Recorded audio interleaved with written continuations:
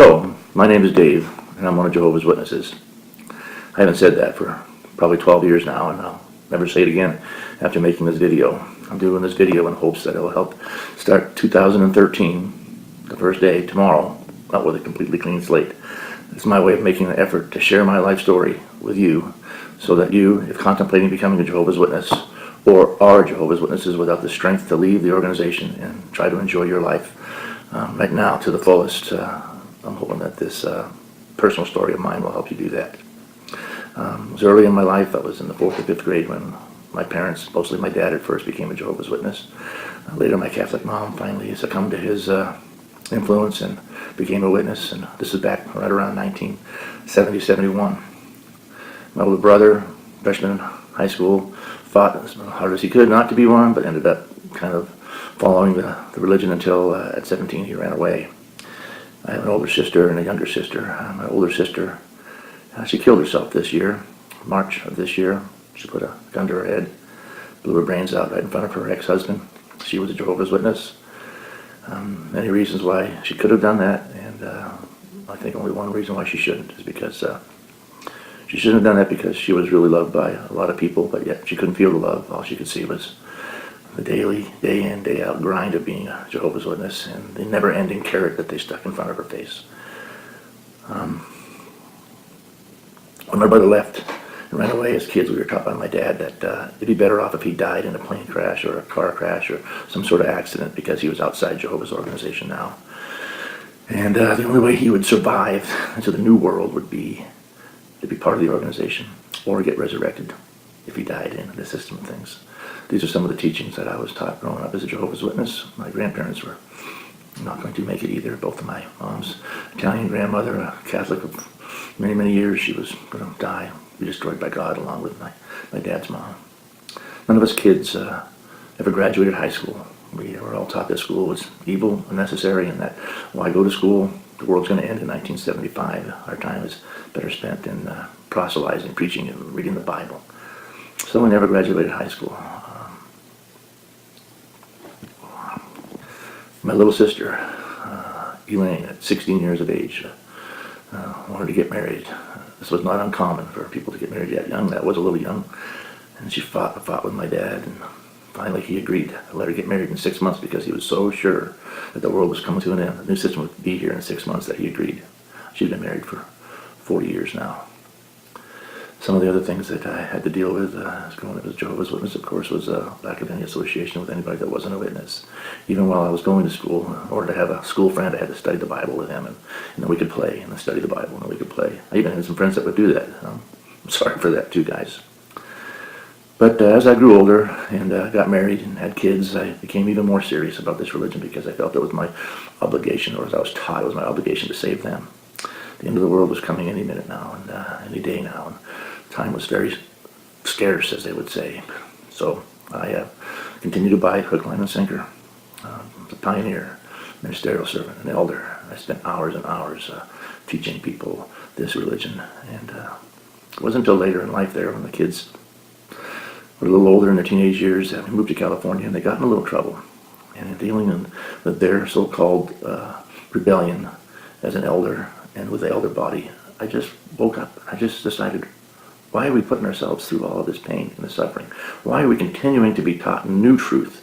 And how is the light getting brighter? What was the matter with the light just a week ago? And now we have more information and new things. And I just started thinking to myself, there's something wrong here. Finally really sunk when in 1995 I was conducting the Watchtower study, November 1st. And that paragraph, one paragraph in that Watchtower study, it changed the doctrine of Jehovah's Witnesses forever.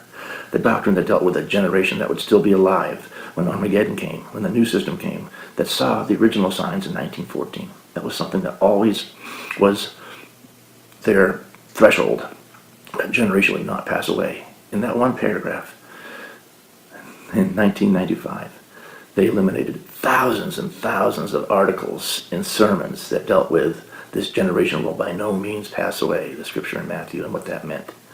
And they explained it that the generation could be any generation that could see the signs, whether in history, in books, or right before them. So instantly, now there is no time frame. And everybody that was waiting and hoping and watching the age of that generation all of a sudden now realize that their truth, their light is just lies on top of lies to cover up their ignorance. Of course, leaving Jehovah's Witnesses was not easy. It's not easy for others, and it was a little easier for me because I just picked up the family and moved away. I moved out of California and I moved into Redmond, Oregon here. Of course, the Witnesses tracked me down and tried to, encourage me to come back into the fold, but I'd had nothing to do with it. Of course, my family didn't want to talk to me, and that hurt for a while, especially my older sister. My mom, though, she always wanted to talk to me, and the only way I could talk to her was call when nobody was around. My dad wouldn't hang up the phone. And then after my dad died in 2003, after not talking to me for 5 years, my mom moved in with my sisters. For a while, my sisters would allow me to talk to her from time to time, but then that stopped about 3 or 4 years ago. It took almost a court order or police action for me to actually see my mom. I wanted my mom to tell me that she didn't want to see me, and of course she did. So they decided to let me see her in person, face to face, but still never talk to her on the phone. Happily, that changed recently when my sister killed herself. My little sister, who now is my mom's guardian, has decided, thankfully, that she will not stop my mom from talking to me. Evidently, she feels that mom's lost her older daughter, and now, she's getting old, and she may pass on, and talking to me brings some enjoyment in her life, and that I can't be saved. I'm not coming back in the fold. So I'm thankful for that. My mom even came up and visited me this last August for a week. I went down and brought her back up and took her back home, and it was a wonderful time to see my mom. She calls me twice a week now, or I talk to her twice a week, and I'm thankful for that. I just hope that people will take some time to look at their lives over, really look into this organization, and see what it does to people, see how it changes their mind, changes their aspect, and not for the better. A lot of good people in this world. I found a family that loves me, and I love them, and I've got true friends that care more about me than any other Jehovah's Witness friend I ever had. And I hope that you out there can find the strength to do the same. There's a lot of people out there that are willing to help you, and former Jehovah's Witnesses. So I hope that this video will help you in your lives be able to find something that can make you happy starting tomorrow, 2013, and for the rest of your life. Yeah, Dr. Jason Morrison, theologist again. I just want to say thank you for watching the videos, and I hope you got plenty of self-rediscovery and freedom out of it. If you watched it on YouTube, please share or like, maybe even comment. If you watched it on Facebook, like, comment, share. But most of all, get out and live. This isn't a rehearsal. You've got a one-off life. Don't let your loyalty and your faithfulness blind you to the life that you should be experiencing. Till the next video, thank you for watching, and bye for now.